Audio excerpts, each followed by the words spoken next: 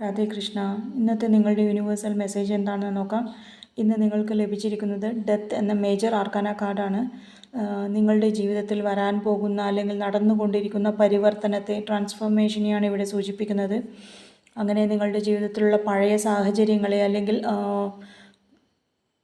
പഴയ വിഷമങ്ങളെയൊക്കെ ഉപേക്ഷിച്ച് പുതിയ മാറ്റങ്ങൾ അല്ലെങ്കിൽ തുടക്കങ്ങളൊക്കെ പ്രതീക്ഷിക്കേണ്ട ഘട്ടത്തെയാണ് ഇവിടെ കുറിക്കുന്നത്.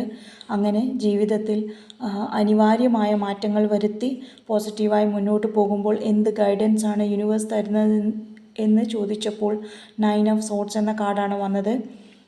വേദന, ടെൻഷൻ അങ്ങനെയൊക്കെയുള്ള ഒരു രാത്രിയാണെങ്കിലും അത് കഴിഞ്ഞാൽ ശോഭയുള്ള പകൽ വന്ന് പുതിയ പ്രതീക്ഷ ഉണ്ടെന്ന് ഓർമ്മിപ്പിക്കുകയാണ് ഇവിടെ.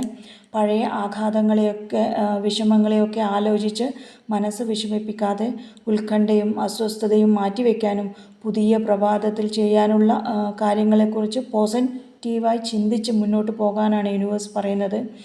അങ്ങനെ നന്നായി മെഡിറ്റേറ്റ് ചെയ്ത് പോസിറ്റീവായി ചിന്തിച്ച് മുന്നോട്ട് പോകുമ്പോൾ എന്ത് ശ്രദ്ധിക്കണമെന്ന് ചോദിച്ചപ്പോൾ വന്നത് 4 ഓഫ് വാണ്ട്സ് എന്ന കാർഡാണ്.